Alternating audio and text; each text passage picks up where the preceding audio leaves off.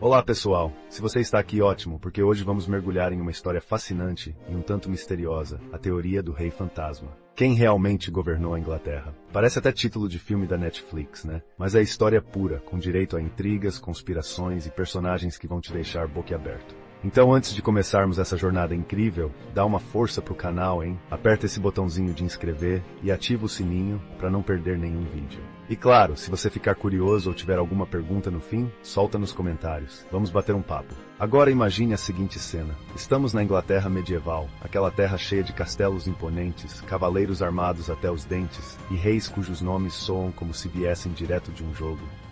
Tudo parece estar no lugar certo, certo? O rei senta no trono, dá ordens, organiza guerras e faz alianças. Mas e se eu te contar que às vezes, quem estava sentado no trono não era exatamente quem mandava? Que talvez houvesse alguém agindo nas sombras, manipulando tudo sem que ninguém percebesse? Essa ideia meio sombria é a base da chamada teoria do Rei Fantasma, e ela vai muito além do que qualquer roteirista poderia inventar. Vamos começar com um pouco de contexto histórico para entender onde isso tudo aconteceu. A Inglaterra medieval foi um período turbulento, marcado por disputas internas entre famílias nobres, invasões externas e crises religiosas. Se você já assistiu a Game of Thrones, pode imaginar algo parecido, só que sem dragões, infelizmente. Nesse cenário caótico, um dos momentos mais emblemáticos foi a Guerra das Rosas, uma guerra civil brutal entre as casas de Lancaster e York pelo controle do trono inglês. Parece enredo de novela mexicana, mas é tudo verdade. E nesse caldeirão de conspirações, algumas figuras conseguiram exercer um poder incrível sem nunca terem sido oficialmente coroadas. Um desses exemplos é Ricardo Neville, conhecido como o Conde de Warwick.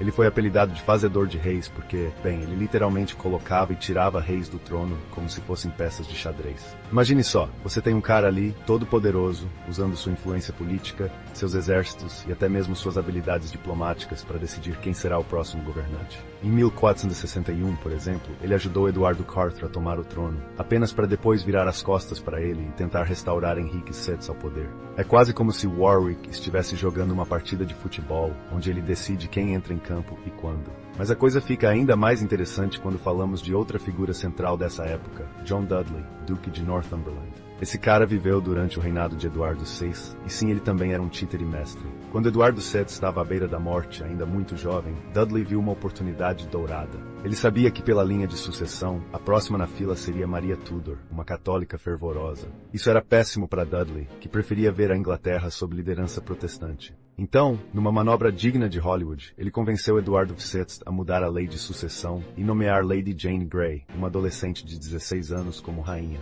Sim, ele basicamente fabricou uma monarca. Infelizmente para ele, Lady Jane Grey mal durou 9 dias no trono antes de ser deposta e acabou sendo executada junto com Dudley. Essa história é tão intensa que às vezes parece que estamos falando de ficção, mas aconteceu de verdade. Outro caso notável é o de Thomas Cromwell, conselheiro-chefe de Henrique VIII.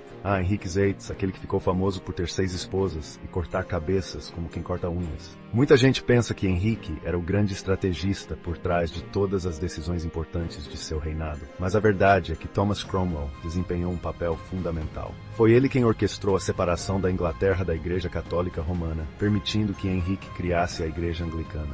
Cromwell também ajudou a resolver problemas matrimoniais do rei, muitas vezes sugerindo acordos políticos através de casamentos estratégicos. No entanto, como frequentemente acontece com quem acumula tanto poder, Cromwell pisou em território perigoso. Quando arranjou o casamento de Henrique com Ana de Cleves, uma união que o rei detestou, ele rapidamente caiu em desgraça e foi decapitado. Uma queda vertiginosa para alguém que praticamente governava o país. Esses exemplos mostram que, embora o título de rei ou rainha seja glamouroso, nem sempre quem está no topo realmente controla o jogo. Às vezes são as pessoas atrás das cortinas que ditam o ritmo da história.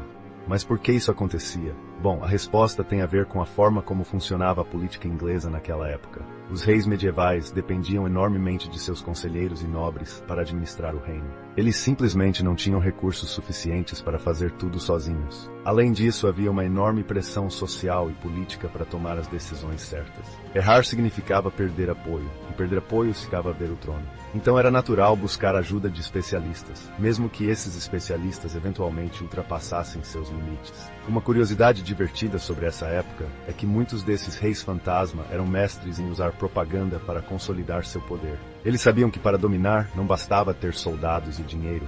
era preciso conquistar os corações e mentes das pessoas. Por exemplo, Thomas Cromwell investiu pesado em reformar a imagem pública de Henrique IV, transformando de um príncipe jovem e promissor em um soberano infalível e amado por Deus. Hoje chamaríamos isso de marketing político. Outro exemplo vem de John Dudley, que tentou pintar Lady Jane Grey como uma heroína virtuosa destinada a salvar a Inglaterra.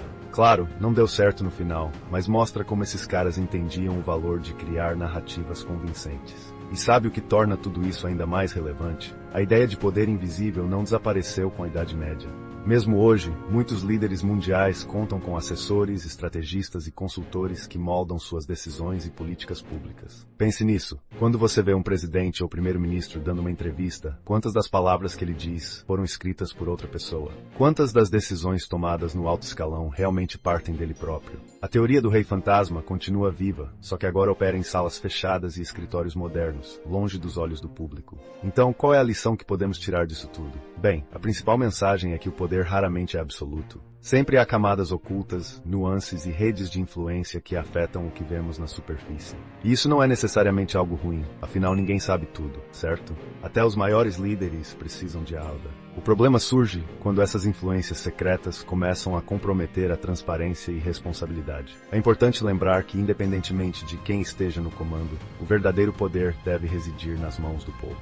Enfim, chegamos ao fim dessa aventura histórica, mas espero que tenha curtido tanto quanto eu gostei de contar. Se você aprendeu algo novo ou ficou curioso para saber mais, deixe um comentário lá embaixo. Eu adoraria saber o que achou. Prometo que vou continuar trazendo histórias que vão te fazer pensar, rir e talvez até sonhar com cavaleiros e castelos.